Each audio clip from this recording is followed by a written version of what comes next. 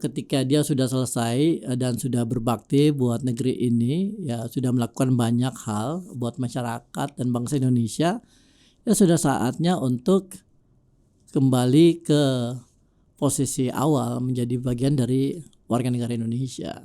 Krisis itu tidak bisa dihindari, ya. Krisis di sistem alam, krisis di organisasi sosial. Ya kan, investasi itu kan sebenarnya kan tujuannya untuk meningkatkan lapangan pekerjaan, di mana semakin banyak orang diserap, semakin banyak tenaga kerja yang terserap ke sektor formal. Tidak ada korelasi antara jumlah investasi yang diklaim semakin meningkat selama tahun-tahun terakhir dengan dampak dari investasi ini terhadap terserapnya pekerja kita ke sektor formal.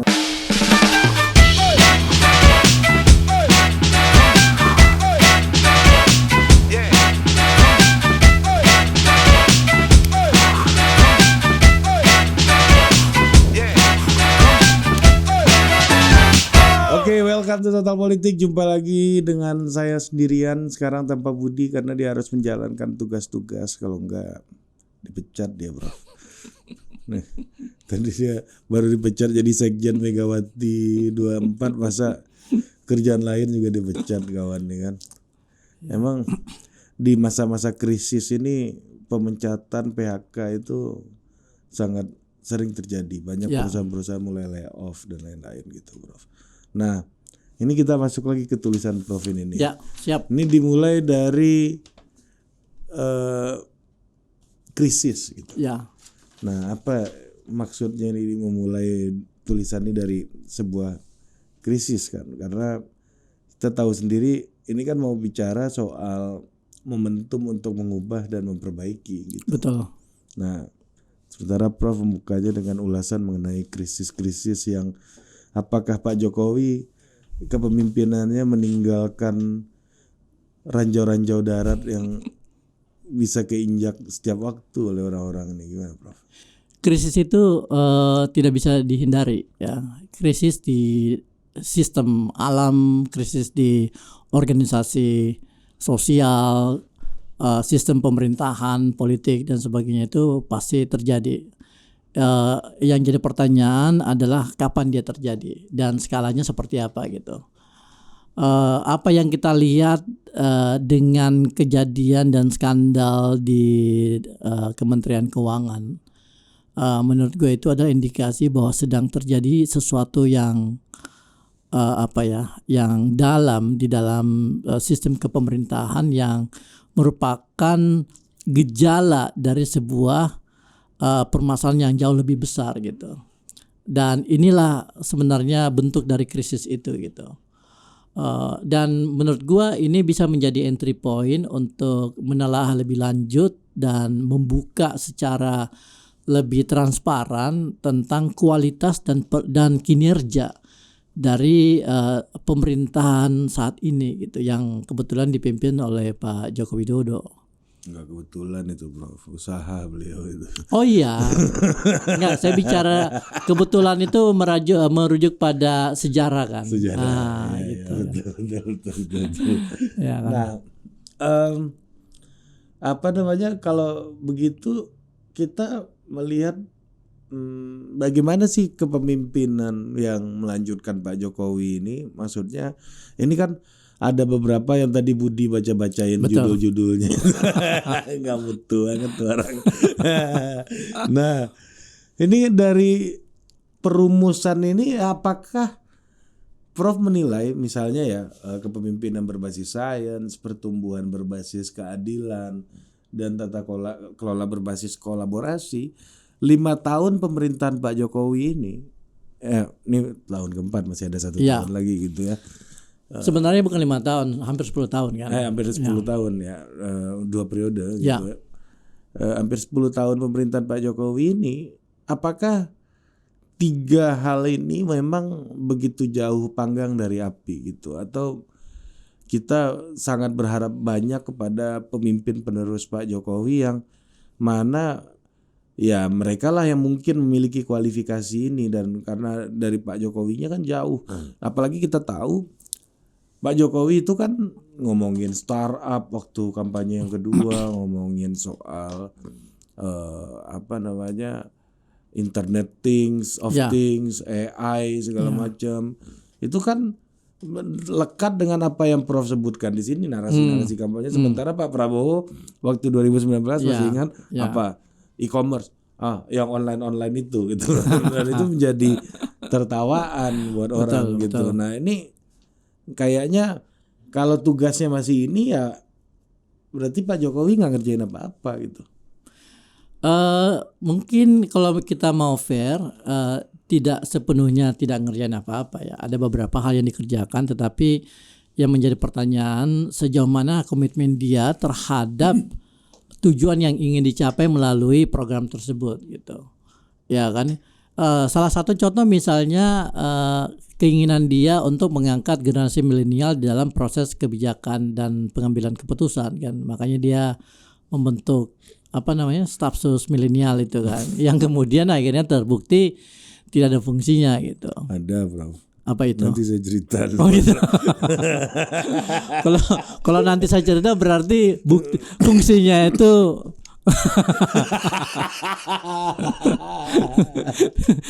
sebaiknya tidak dibicarakan di depan publik gitu. Oke, fair enough. Kalau nggak ada saya takut dikira nanti ada orang yang spill kena saya.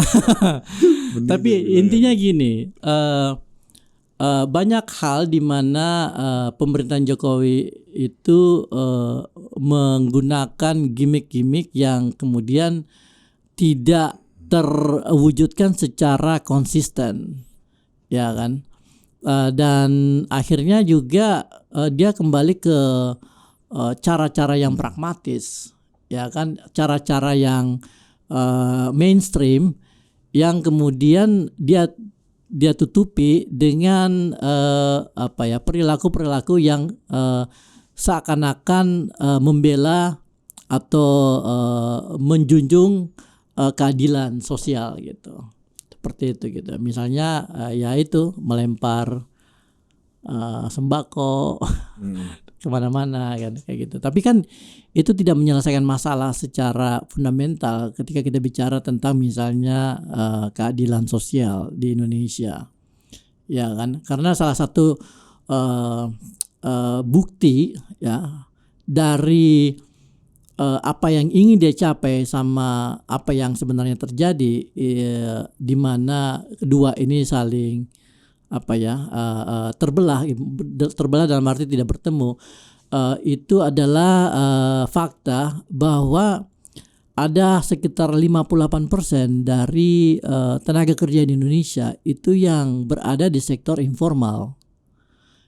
Jumlah ini jauh lebih besar daripada sektor formal, ya kan? Sementara klaim investasi naik terus dibunyi-bunyiin. Betul, ya kan?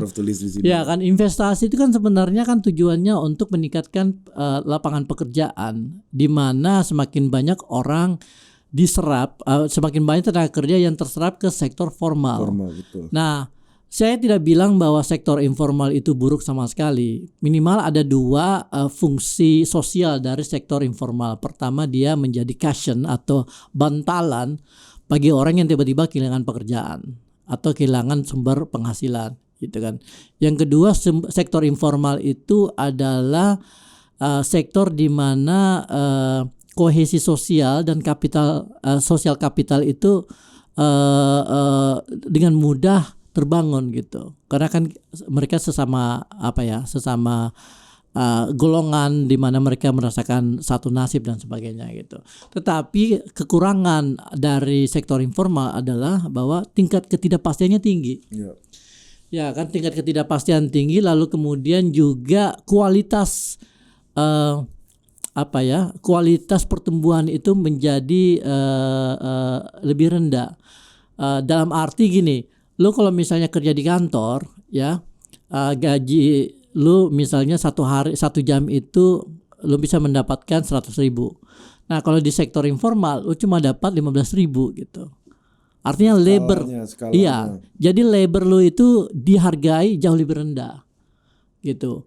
Nah belum lagi tidak adanya jaminan kesehatan, ya, jaminan pensiun dan sebagainya gitu. Makanya indikator majunya suatu negara dalam hal ekonomi itu dilihat dari seberapa besar sektor informal dan pekerja informal itu terserap untuk masuk ke sektor formal. Kayak gitu. Nah, di Indonesia kalau kita lihat 5 tahun terakhir, ya, angka pekerja informal itu relatif tinggi dan terus naik gitu, pelan-pelan gitu. Artinya tidak ada korelasi antara jumlah investasi yang diklaim semakin meningkat selama tahun-tahun terakhir dengan dampak dari investasi ini terhadap terserapnya pekerja kita ke sektor formal. Nah, tapi kan itu juga yang dilakukan pemerintah lewat misalnya Undang-Undang Ciptaker gitu misalnya, yang berusaha melakukan deregulasi, dan itu untuk mempercepat bagaimana sektor-sektor formal ini membuka lapangan kerja juga semakin besar gitu. Ada satu kontradiksi kalau kita melihat fakta bahwa banyak sektor-sektor atau perusahaan-perusahaan yang terdaftar sebagai perusahaan formal itu mempekerjakan pekerja sebagai pekerja informal. Ngerti nggak? Ya. Ya kan? Ya. Misalnya Gojek. Gojek itu asetnya itu gede, ya, lalu kemudian nilai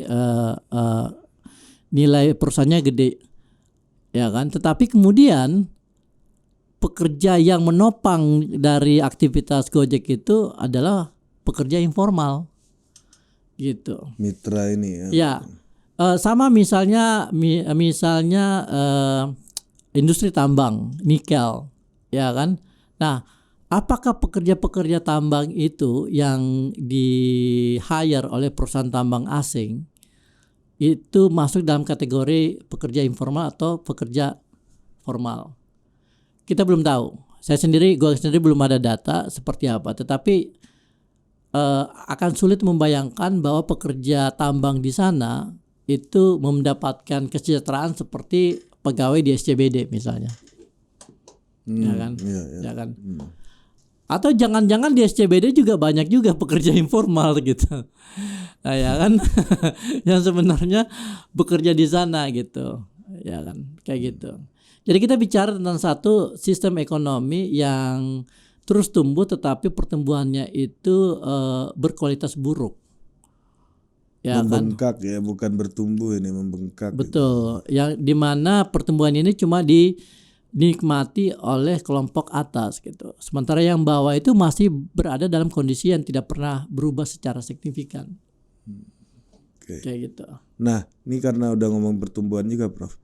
Bukannya pertumbuhan dan keadilan itu kontradiksi ya, itu oksimoron gitu. Karena karena itu, misalnya kita bicara ya korupsi juga mendorong pertumbuhan ekonomi karena pasti uang korupsi dikonsumsi orang ya kan, pasti jadi investasi atau jadi saving gitu kan. Semua indikator pertumbuhan itu kan bisa didorong pakai duit korupsi juga. Tapi apakah korupsi itu akan membuka masyarakat menjadi sebuah masyarakat yang berkeadilan? Ya tentu tidak gitu. Tapi kan pertumbuhan dan keadilan ini dua kata yang bertentangan ini kayaknya. Sebenarnya tidak bertentangan, tetapi mekanisme yang dipilih itu adalah mekanisme yang menempatkan keadilan sebagai prioritas yang paling belakang. Menurut gue seperti itu ya. Sama seperti pilihan antara pertumbuhan dan lingkungan gitu kan. Lu mau nggak kaya tetapi hutan lu ya kita harus tebang misalnya kayak gitu kan. Tapi kan kemudian sebenarnya ada jalan tengah. Gimana caranya supaya ekonomi lu tuh tetap jalan tetapi alam sekitar lu itu tetap terawat gitu. Dan kita bisa lihat misalnya di negara-negara yang maju ya, walaupun tentu negara-negara maju ini juga sebenarnya menikmati pertumbuhan melalui perusakan lingkungan di negara lain. Ya kan. Tapi ketika kita bicara tentang pertumbuhan sama keadilan, ini sesuatu yang tidak harus bertolak belakang. Ya kan, ada beberapa negara di mana pertumbuhan dan keadilan itu tercapai secara bersama-sama. Jadi dia sinergi. Misalnya negara-negara Skandinavia lah. Negara-negara welfare state di Skandinavia, di Nordic countries ya, seperti Swedia, Denmark, Norway, Finland, ya kan. Ya mereka mampu menciptakan satu sistem di mana pertumbuhan itu justru men-trigger keadilan, tetapi di mana pertumbuhan itu dikelola berbasis keadilan, dan kemudian ketika keadilan itu tercapai, dia justru men-trigger pertumbuhan lebih lanjut. Jadi kalau kita lihat di sini bukan pertumbuhan yang mensuplai ke keadilan, tetapi keadilan itulah yang mensuplai ke pertumbuhan. Ya, Kenapa? Karena ketika lu mampu menciptakan satu kondisi di mana masyarakat lu itu senang, sehat, ya, lalu kemudian tidak perlu mikir macam-macam, punya rumah dan sebagainya, mereka akan lebih produktif. Mereka akan lebih berkualitas. Mereka akan lebih cerdas. Dan semua ini akan punya kontribusi terhadap pertumbuhan ekonomi. Nah, tapi kan di Norway ini mereka kaya dulu dari minyak, Prof. Abis itu dengan Norway cerita lain. Ya kan kita bicara tentang misalnya Swedia. Ya, Swedia itu negara industri. Yang dulunya miskin kan, tapi kemudian mereka melakukan industrialisasi, kemudian labor unionnya itu, labor politiknya itu sangat kencang. Akhirnya mereka menuntut supaya terjadi redistribusi kesejahteraan melalui sebuah undang-undang di mana pajak itu tinggi, kemudian pajaknya itu dipakai untuk menyediakan fasilitas publik seperti sekolah, pendidikan, kesehatan dan sebagainya gitu. Dan model inilah yang kemudian ditiru oleh negara-negara lain ya. Di Denmark, lalu kemudian ya Norway itu meniru negara tetangga mereka, tetapi dia kaya karena minyak, ya kan. Tapi sudah ada fondasi sosialisme di situ sebenarnya. Dan ketika mereka menemukan sumber daya yang luar biasa besarnya, ya akhirnya mereka mampu mengelola itu. Coba kalau misalnya tidak ada institusi sosial yang berbasis pada keadilan, itu langsung dicaplok sama oligarki. Ya, jadi bohir. Exactly. Nah, sini abang bayarin. Benar kan. Jadi institusi keadilannya itu muncul dulu gitu. Iya. Apa raw materialnya kan artinya yang mau Prof bilang di sini kan kita ini soal pertumbuhan versus keadilan, ini soal membangun value dan institusi yang memiliki keadilan tadi bahasanya. Nah, betul. Nah, untuk kondisi Indonesia saya pikir itu tidak lepas dari aspek yang pertama, which is leadership. Kepemimpinan yang memihak dan kepemimpinan yang sadar dan memiliki value, memiliki nilai gitu ya, bahwa keadilan itu adalah basis dari apa yang mereka ingin capai gitu. Jadi keadilan itu adalah value yang mestinya mendorong pemimpin untuk mengambil keputusan-keputusan berdasarkan tujuan-tujuan keadilan gitu. Seperti itu gitu. Nah, berarti leader selanjutnya dalam hipotesis tulisan ini kira-kira mau ke situ ya. Betul, justru itu. Karena kan kita tidak bisa mengharapkan Pak Jokowi melakukan perubahan dalam waktu 4-5 bulan gitu. Kan udah 5 tahun. Iya, tapi kan udah terlalu it's too late to change. Too late to change. Nah kalau kita lihat Prof, jadi ada kita ada 3 ini kan. Basic science, keadilan, ya pertumbuhan keadilan itu walaupun ya masih debatable lah menurut gue ya. Apanya yang membuat itu debatable? Ya itu tadi, pertumbuhan nggak mungkin adil kalau lu mikirin pertumbuhan. Tapi ya kata Prof tadi kan bahwa keadilannya lah yang mendorong ekonomi untuk bertumbuh, bukan pertumbuhannya yang diharapkan. Sebenarnya tidak perlu diperdebatkan secara secara ketat gitu, karena jawabannya udah jelas dan mekanismenya udah tersedia gitu kan. Kita sudah punya undang-undang yang mengatur itu gitu, dan kita udah punya institusi. Tinggal bagaimana supaya pemimpin yang menjalankan semua elemen ini. Nah, ini pertanyaan gue lanjut. Ya. Bagaimana pemimpin yang menjalankan semua elemen ini itu punya komitmen untuk menuju ke situ gitu. Nah, ini gue mau nanya soal Anies Baswedan nih, Ya. khusus. Karena Anies Baswedan ini kan yang image-nya di publik adalah kalau Bang Zulfan bilang antitesisnya Jokowi, Ya. dan dianggap sebagai orang yang berseberangan dengan Jokowi gitu. Terus kalau menurut lembaga survei baru-baru ini semakin tinggi approval rating Jokowi, elektabilitas Anies juga semakin stagnan gitu katanya. Jadi sangat tidak Jokowi lah. Nah, tagline-nya perubahan. Nah, gimana kita mau datang bawa perubahan dan ide soal perubahan itu ke institusi yang Prof bilang tadi bahwa sudah ada aturannya, sudah ada nilainya, udah ada pemain-pemain lamanya gitu. Gimana? Pertama mungkin istilah antitesis itu ya, antitesa gitu. Dari Bang Zulfan yang mengatakan Anies adalah simbol antitesa dari Pak Jokowi. Kalau kita lihat memang ini adalah hal yang lumrah. Dalam arti gini, Pak Jokowi juga dulu antitesanya SBY betul. Ya kan.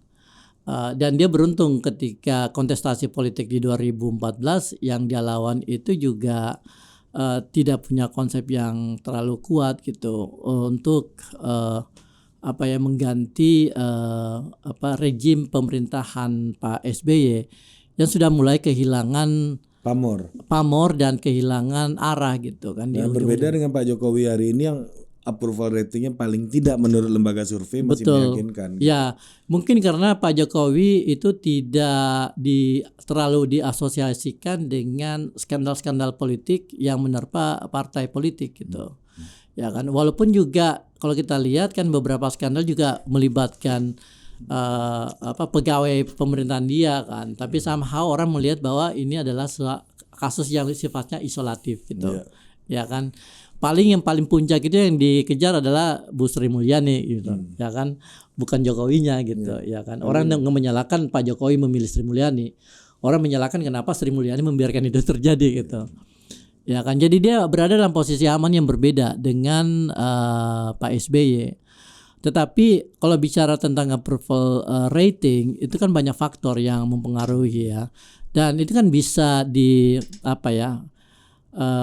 bukan dalam arti dimanipulasi, tetapi bisa dikendalikan melalui berbagai program yang sifatnya crash program gitu.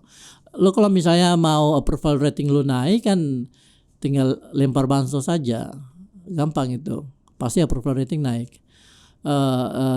Tapi kan kita harus melihat masalah ini tidak sebatas dari angka-angka approval rating yang menjadi rujukan dari para pengamat politik dan lembaga survei. Kita bicara tentang apa yang telah terjadi, kerusakan apa yang telah muncul yang terlihat dan bagaimana memperbaikinya gitu.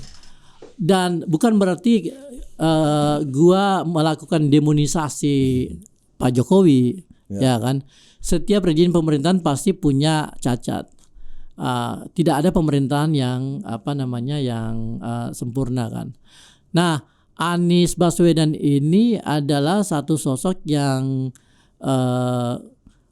punya karakter leadership yang berbeda dengan Pak Jokowi. Dan ini bisa kita buktikan dari apa yang dia sudah lakukan di Jakarta selama 5 tahun terakhir gitu. Tapi menurut gue dia tidak akan menjadi antitesa dalam arti membalikan seluruh apa yang sudah dilakukan oleh Pak Jokowi. Perubahannya maknanya bukan itu. Bukan, perubahannya itu seperti saya bilang di sini itu bersifat metodikal dan sistemik gitu. Di dalam hal leadership, di dalam hal pendekatan yang dipakai, di dalam hal value atau nilai yang menjadi basis dia mengambil keputusan, dan cara-cara dia mengelola berbagai sumber daya yang ada di masyarakat gitu. The will to improve ya sebenarnya ya. The will to improve, ya betul. Saya suka istilah itu gitu.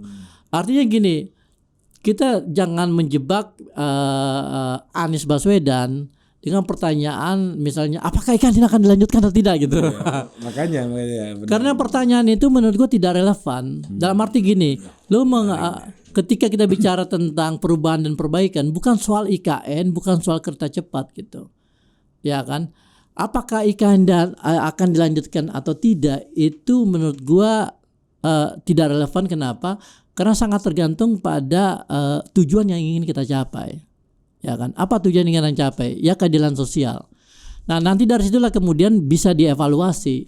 Misalnya proyek IKN ini bisa jadi kalau misalnya dia dilanjutkan itu justru punya dampak positif terhadap keadilan sosial, atau mungkin bisa menghasilkan dampak negatif terhadap tercapainya keadilan sosial. Jadi itu yang harus diukur, yang harus diuji gitu. Nah, itu Anies baru bisa ngomong itu kalau basis sainsnya ini udah tercapai kan. Anies baru bisa ngomong apakah diputuskan, apakah dilanjutkan atau tidak, atau Anies baru bisa melakukan evaluasi itu ketika dia sudah punya otoritas untuk melakukan itu gitu. Untuk melakukan evaluasi. Untuk melakukan evaluasi ya, itu kalau gitu. ditanya sekarang kan soal like and dislike sangat sentimental. Benar, tidak ya. iya. Jadi tidak fair, iya kan? Betul. Ya sekarang kan? dia nggak punya akses to evaluate, to assess, ya. Itu nggak punya itu. Dia nggak punya otoritas. Masa kan? dia bayar pakai uang sendiri sekarang untuk menentukan sikap juga nggak masuk akal. Benar, ya kan. Jadi pertanyaan menurut saya pertanyaan konyol gitu. Kalau misalnya ada yang mengatakan, lu katanya mau melakukan perubahan, IKN mau dilanjutin atau tidak gitu. Enggak, bukan itu yang mau dirubah. Yang dirubah itu adalah kepemimpinannya, model kepemimpinannya. Bukan proyeknya. Bukan programnya, tapi model kepemimpinannya gitu. Nah, itu apalagi tuh konsep model kepemimpinan tuh, coba kasih dulu, Prof. Iya, model kepemimpinan adalah cara di mana kepemimpinan itu bekerja berdasarkan metode-metode yang dipilih oleh si sang pemimpin gitu loh. Seperti itu gitu. Ya, misalnya yang berbasis sains itu adalah ya seperti itu tadi. Ketika ada satu masalah, oke, masalahnya ini kenapa terjadi? Datanya mana? Evidence-nya mana? Ya kan? Lalu kemudian siapa yang terlibat? Dampaknya seperti apa? Apa yang bisa kita lakukan untuk memitigasi masalah Tapi ini? ini kan teknokratik banget dan itu bisa kembali ke Justru itu yang kita sudah kehilangan. balik Justru ke itu. Orba lagi nih. Oh enggak. Orba itu teknokratik authoritarianism. Oke, ini demokrat. Ini teknokratik, demokratik ya. Demokratik teknokratism, betul sekali. Karena teknokrasi dan demokrasi itu bukan dua hal yang saling bertolak belakang, ya kan? Di dalam studi-studi mengenai teknokrasi di negara-negara maju, khususnya di Amerika Serikat, ya kan, ada istilah democratic control of democracy. Ya kan, lu mengambil keputusan berdasarkan rasionalitas teknokratis, ya, berdasarkan data, berdasarkan evidence dan sebagainya. Tetapi ketika lu mau melakukan ini, mengeksekusi ini, lu harus ngomong sama orang lain gitu, ya kan? Oh, cukup. Nah, itu sistem demokratis yang berbasis pada teknokrasi. Kalau dulu nggak perlu ngomong. Dulu nggak perlu ngomong. Ini perintah katanya. Iya betul. Kalau ini kan, nih kita punya data sekian, ya kan? Bukti menunjukkan bahwa terjadi kemiskinan di daerah ini dan itu disebabkan oleh ini dan ini, ya kan? Dan kita akan melakukan ini. Kalian kira-kira seperti apa responnya? Oh, ini kayak Singapura ya, dia di panggung depan. Mungkin to some extent gitu. Ya. Tapi intinya begitu, bahwa teknokrasi itu jalan tidak sendiri. Oke. Tetapi bersama prinsip-prinsip demokrasi. Nah, apa yang menjamin ini bahaya juga nih, dalam artian gini, ada satu kebaikan Pak Jokowi menurut gua. Walaupun kebijakannya tidak berbasis data, evidence based segala macam, tapi kalau viral langsung bergerak semuanya. Nah, itu kan oke. Nah, ini kan sangat demokratik kan itu. Prinsipnya sangat demokratik kan itu. That's a good point. Iya kan? Masalahnya gini. You cannot predict virality. Iya betul. Lu nggak bisa kendalikan apa yang menjadi viral, apa yang tidak menjadi viral. Dan lu nggak bisa memprediksi ketika sesuatu itu menjadi viral gitu, ya kan? Gue beberapa kali nge-tweet dan viral, dan gue sampai sekarang tidak ngerti apa yang menyebabkan ini viral. Tiba-tiba, ya kan? Jadi kadang-kadang satu tweet yang cuma yang terakhir kemarin lah tentang yang Lampung itu kan, ya kan? Gue nge-tweet merespon satu berita yang terdiri dari 5 kata, viral, 18.000 likes gitu. Gue bingung, kenapa ini viral gitu? Kita bacakan nih viral Profesor. Ya itu kan langsung gerak juga pemerintah Lampung kan? Betul. Hebat juga kan? Ya kan, tapi kan kita nggak tahu ini Bima dari mana. Kemudian dia juga tidak mungkin tidak mengantisipasi bahwa apa yang dia kontenkan itu menjadi viral gitu. Dan gue yakin dia bukan satu-satunya dan bukan yang pertama yang membuat konten kritis seperti itu di Lampung. Banyak ya pasti ya Prof ya. Yang mana Prof yang ramai Prof? Itu apa? Oh yang ini nih 18.000 ya, nih. Betul. Kami viral karena tidak kerja. Itulah gue lagi nunggu sahur tuh. Terus ngeliat kan berita Wagub Lampung yang bilang apa? Kami kerja bukan untuk mengejar viral. Iya. Iya itu. Ya kan? Ya gue balikin aja. Musiknya dia bilangnya begitu. Kami viral karena tidak kerja. Nah artinya ada perbedaan yang esensial antara demokrasi sama viral gitu. Ya tapi beda ya itu ya. Beda. Kan demokrasi itu kan ada nilai-nilai keadilan juga kan di situ gitu. Yang viral itu belum tentu demokratis. Belum juga. tentu. Oh ini mana menarik dia. Belum tentu. Ya, karena kita kadang-kadang viral itu adalah apa istilahnya ya, bersifat mob mentality. Kerumunan. Iya. Crowd, ya. Jadi mentalitas mob gitu. Ya. Ada satu kejadian, wow, dikerbutin gitu. Ya kayak ini ya, gebukin maling ayam lah. Seperti itulah misalnya gitu. Gak demokratis. Mob mentality. Iya, gak demokratis itu. Tidak demokratis. Walaupun itu suara rakyat. Betul. Iya kan Bro? Iya. Jadi istilahnya netizen itu sebaiknya jangan main hakim sendiri. Main hakim bersama-sama. Ya itu main hakim sendiri Bro. Jangan main hakim sendiri. Main hakimnya itu bareng-bareng gitu. Iya tapi ya benar juga tuh viral. Dan satu lagi mungkin itu ya Prof. Kalau demokrasi untuk sebuah keputusan dan kebijakan itu kita tahu alasannya. Kita dapat argumennya, kita ada edukasi politiknya, civil educationnya ada. Tapi kalau viral ini kan kita yang viralnya aja nggak tahu alasannya apa kan tadi kan. Dan bisa aja belum tentu lo mau menerima fakta itu gitu, atau lo mau menerima realitas itu gitu, bahwa lo sebagai pejabat itu ternyata buruk gitu, ya kan? Itu akhirnya terjadi resistensi atau penyangkalan gitu. Nah, ini pejabat publik selanjutnya apakah harus melanjutkan model viral-viral ini atau gimana menurut Prof? Ya ada positifnya juga kalau kita lihat ya fenomena viral ini gitu, ya kan? Bagus juga untuk mendorong. Dulu polisi saya ganti satpam BCA. Ramai banget. Benar. Kawan kita sini juga tuh. Iya. Jadi menurut gua ya viral itu adalah bagian dari budaya demokrasi juga, tetapi bukan berarti dia adalah inti dari demokrasi itu gitu. Karena banyak hal-hal yang membutuhkan demokrasi itu tidak menjadi viral gitu. Okay. Ya kan? Nah, oke, Prof. Ini untuk menutup dialog kita ini di putaran kedua ini kan. Kalau kita lihat nih dari omongan Prof ini semuanya, kira-kira Pak Jokowi setelah periodenya jabatannya selesai ini akan tidur nyenyak, tidur tenang atau tetap akan memastikan kepemimpinan selanjutnya itu memiliki metode kerja yang sama sama dia?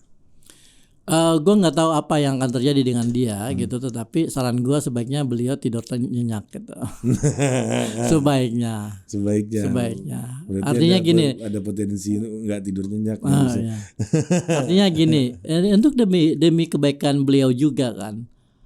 Ketika dia sudah selesai dan sudah berbakti buat negeri ini, ya sudah melakukan banyak hal buat masyarakat dan bangsa Indonesia, ya sudah saatnya untuk kembali ke posisi awal menjadi bagian dari warga negara Indonesia.